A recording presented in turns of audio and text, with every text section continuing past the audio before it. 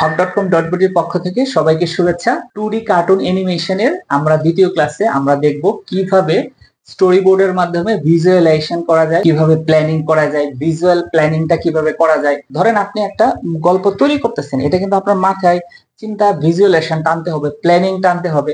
আপনি এখানে কি কি কাজ করবেন, কিভাবে কি করবেন, এটার জন্য কিন্তু আপনি যদি ধরেন ইন্ডাস্ট্রিয়াল রুলস ফলো না করেন, আপনার মনের ভিতরে হলেও একটা স্টোরি বোর্ড তৈরি করবেন। যেমন 5টা দৃশ্যের জন্য আমরা কি করব, এটা কিন্তু ইনস্ট্যান্ট ডিসিশন নেওয়ার কোনো উপায় নাই, আপনার আগে থেকে প্ল্যানিংটা করতে হবে। যেহেতু আমরা খুব সহজেই এই জিনিসগুলা মানে এলিমেন্টস গুলা পেয়ে যাব এবং সফটওয়্যারও পেয়ে যাব, সেই ক্ষেত্রে আপনার যদি ভিজুয়ালাইজেশনটা থাকে আপনার কাজ করতে কিন্তু খুব সহজ হবে। গল্প কালেকশন করেছি এর আগের ক্লাসে বা আগের পর্বে, ওইখান থেকে আমরা গল্প কালেকশনের মাধ্যমে আমরা কিন্তু এরকম 5টা ধাপ পেয়েছি এই গল্পটার মধ্যে, যে কিভাবে আমি গল্পগুলা স্টেপ বাই স্টেপ সাজাবো। আমরা এখন দেখব কিভাবে প্ল্যানিং করে সময় বাঁচানো যায়। ইন্ডাস্ট্রিয়াল কাজ যারা করে তারা কিন্তু সম্পূর্ণ স্টোরি বোর্ড, প্রায় 100% স্টোরি বোর্ডের মাধ্যমে কাজ করে, একটা টিমে অর্ধেকটা করে যায়, বাকি অর্ধেকটা আরেকটা টিমে করে। তাই আমরা ইন্ডাস্ট্রিয়াল উদাহরণটা এখানে দিব না, যেহেতু এখানে আপনারা পার্সোনাল একটা টিম নিয়ে কাজ করবেন। তাই আমি ইন্ডাস্ট্রিয়াল ল থেকে বেরিয়ে আসলাম। আপনারা পার্সোনালভাবে অনেকেই মনে করেন যে আমি স্টোরি বোর্ডটা তৈরি করতে গেলে, আমার প্ল্যানিংটা করতে গেলে আমার সময় নষ্ট হবে। এটা একদমই ভুল ধারণা ভাই। আপনি অবশ্যই একটা প্ল্যান করবেন, প্ল্যান করে নোট করে রাখবেন। আপনি হয়তো কাজ করার সময় ব্যস্ততার কারণে ভুলে যেতে পারেন যে কেন স্টোরি বোর্ডটা দরকার।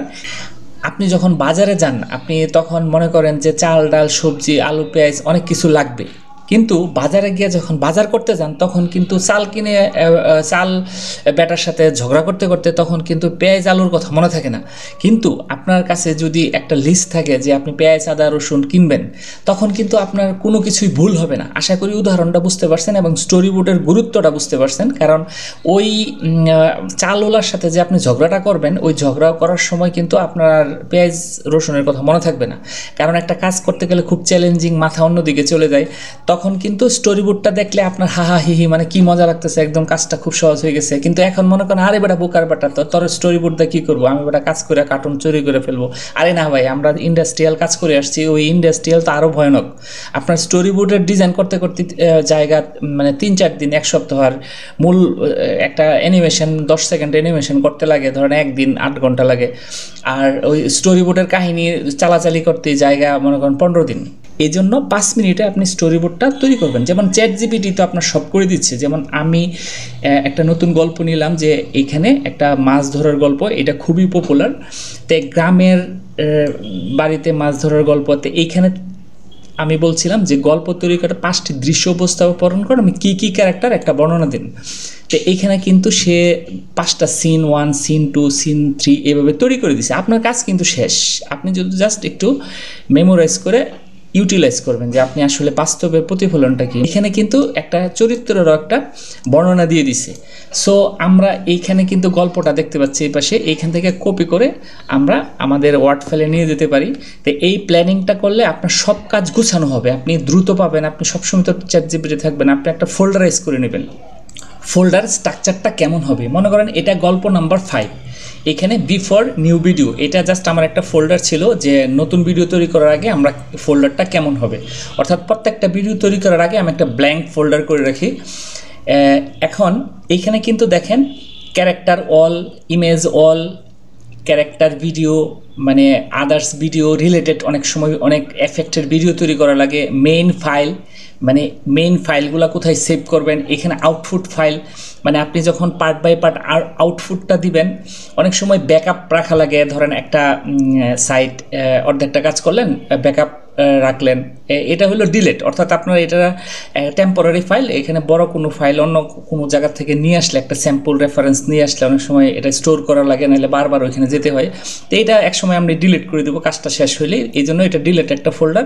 আর সবচেয়ে ইম্পর্টেন্ট হল স্টোরি বোর্ড। তো এইখানে আশা করি আপনারা বুঝতে পেরেছেন যে এই ফোল্ডারগুলো কেন তৈরি করেছি।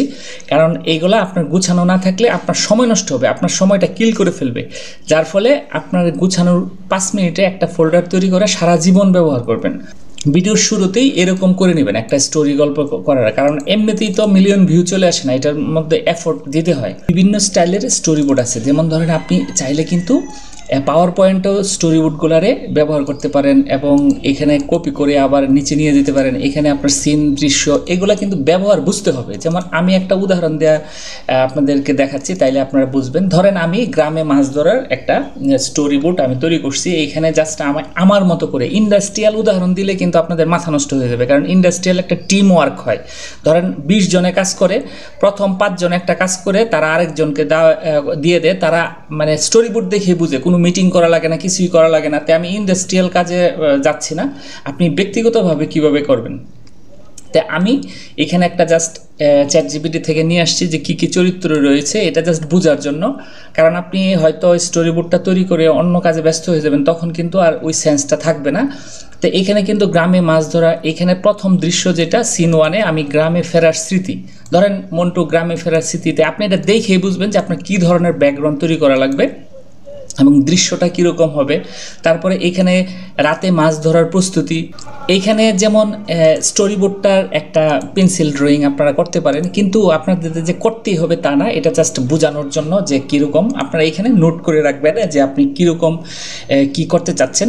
তো এরকম একটা যদি সম্ভব হয় তাহলে করবেন, কারণ অনেকেই প্রথম একটা ভিজুয়ালেশন হয়, এই ভিজুয়ালেশন হওয়ার সঙ্গে সঙ্গে এখানে একটা নোট ডাউন করে রাখবেন। স্টোরি বোর্ডের সাথে মিল রেখেই কিন্তু আমরা যখন ফাইনাল এফেক্টটা তৈরি করব ক্যারেক্টার ডিজাইনের পরে, তখন কিন্তু এইভাবে এই যে S1A মানে এস এর আরও দৃশ্য আছে, S1B, যেমন আমরা S1-এর এটা যদি দেখি, এখানে কিন্তু আমরা দেখলাম যে গ্রামের একটা এফেক্ট তৈরি করা হয়েছে, গ্রামের বর্ষাকালের শুরু। এবং S1B এখানে কিন্তু সে আসছে, আসার পরে কিন্তু তার কথাবার্তা হচ্ছে।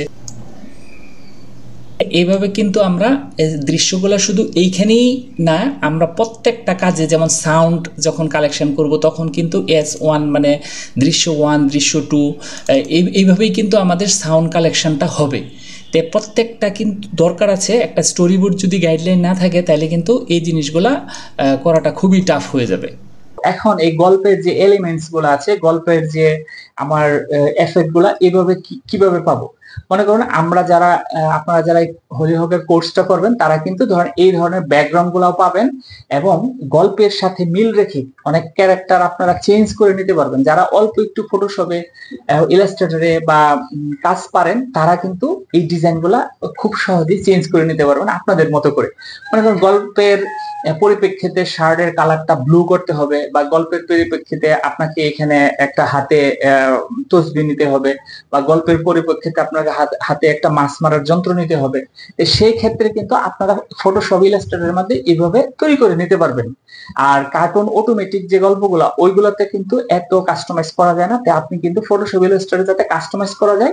এখন আমরা এই 5টি ক্যারেক্টার আগে আমরা তৈরি করে ফেলবো, কারণ যখন আমরা অ্যানিমেশন গুলো তৈরি করব তখন কিন্তু আমরা ক্যারেক্টার যদি তৈরি না থাকে তাহলে কিন্তু আমরা রিদমটা হারায় ফেলবো এবং কাজে কিন্তু অনীহা চলে আসবে।